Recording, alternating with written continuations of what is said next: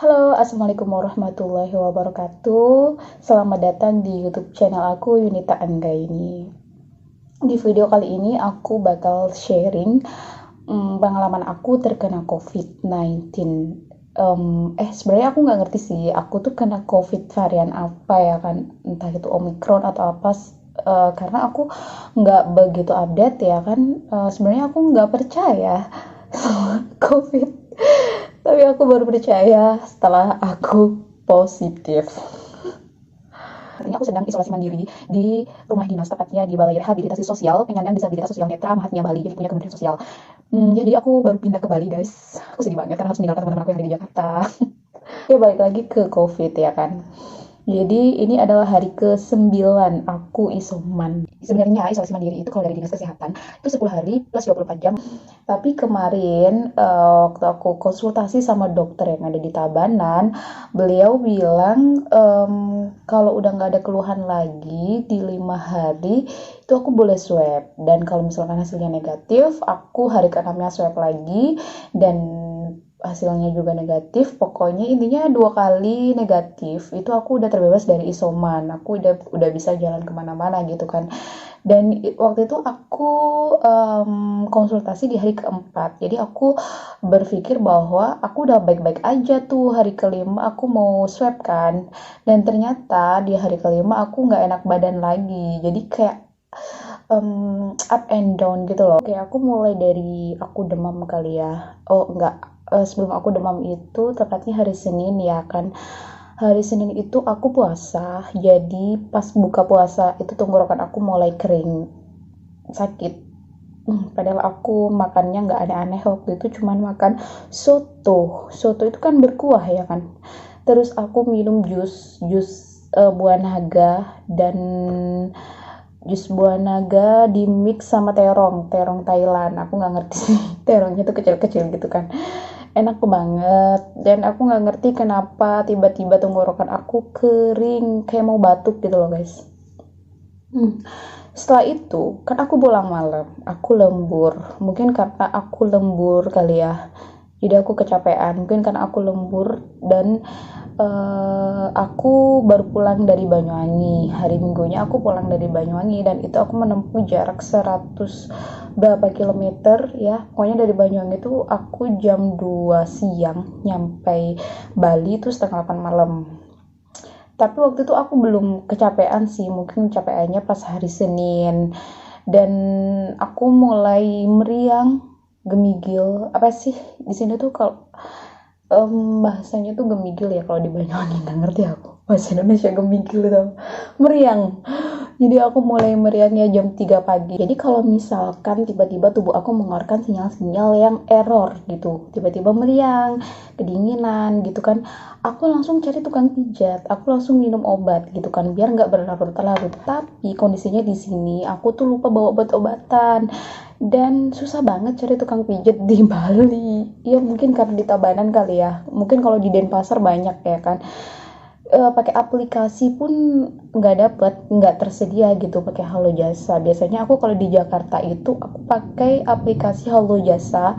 Jadi karena aku tidak menemukan tukang pijat dan aku kesakitan guys, dan aku nggak biasa, aku sakit berlarut-larut gitu, badan aku tuh otot-ototnya tuh kaku banget, jadi harus benar-benar dipijat gitu kan.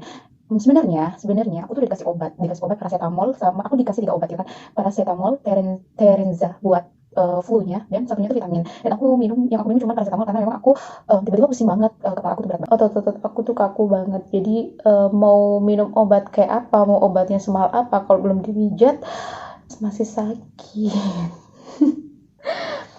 Ya alhamdulillah, terus malamnya aku dapat tukang pijat. Jadi setelah dipijat itu kan aku udah fresh ya, besoknya aku udah bisa ngantor. Tapi waktu itu aku mulai batuk-batuk. Kalau flu-nya tetap ya, flu-nya malah tambah parah karena kayak setiap waktu itu aku bersin-bersin gitu kan. Akhirnya aku memutuskan untuk swab. Dan aku swab itu kan hasilnya malam. Dan ternyata hasil aku positif. Sedih. Sedih karena aku harus isoman. Bosen tau gak sih isoman itu guys. Dan yang lebih menyedihkan adalah ternyata orang-orang di sekitar aku banyak yang positif. Jadi kan setelah aku dinyatakan positif nih, besoknya atasan aku manggil pihak puskesmas untuk men-swab orang-orang yang kontak erat dengan aku, dan atasanku aja juga positif. Aduh, pusing deh gue. Jadi intinya gejala-gejala apa aja sih yang aku alami ketika aku positif? Yang pertama, aku udah pasti meriang. Yang kedua, demam. Yang ketiga, mulai flu. Pusing pasti. Karena kalau demam itu kayaknya kalau nggak pusing itu nggak komplit gitu nggak sih? Terus batuk-batuk. Batuk-batuk itu di hari kedua setelah aku swab. Hari kedua, tiga. Hari keempatnya aku udah sehat gitu, dan hari kelima aku mulai demam lagi, tapi demamnya nggak separah yang sebelum aku swab. Kemudian obat-obatan apa yang aku minum? Aku minum paracetamol karena pusing ya, jelas aku minum paracetamol. Kemudian aku minum vitamin apa ya namanya ya, BC4 itu vitamin C dosis tinggi. Kemudian vitamin B kompleks, vitamin E. Terus obat batuknya itu aku minum obat dari puskesmas juga ya, namanya Ambroxol. Ya, itu nggak aku minum selama 9 hari ini sih. Ya, pas aku mengalami keluhan aja, jadi aku minum. Jadi pas aku nggak mengalami keluhan, aku nggak minum. Karena sayang banget ya kalau misalkan tubuh kita itu dimasuki banyak obat-obatan. Aku minum susu beruang, kemudian roti yang ada di Indomaret itu, dan nasi ya 3 kali sehari. Makan nasi 3 kali sehari, biasanya aku makan nasi itu sekali sehari. Dan hasilnya wajah aku banyak jerawat guys, ya mungkin kebanyakan gula, kan nasi putih itu mengandung gula ya kan. Jadi aku tekankan di sini bahwa aku itu udah vaksin ketiga, vaksin booster ya namanya kalau nggak salah. Tapi aku masih kena COVID, aku masih positif dan aku mengalami gejala-gejala itu dan menularkan juga ke yang lain. Jadi please buat kalian yang belum vaksin, segera vaksin.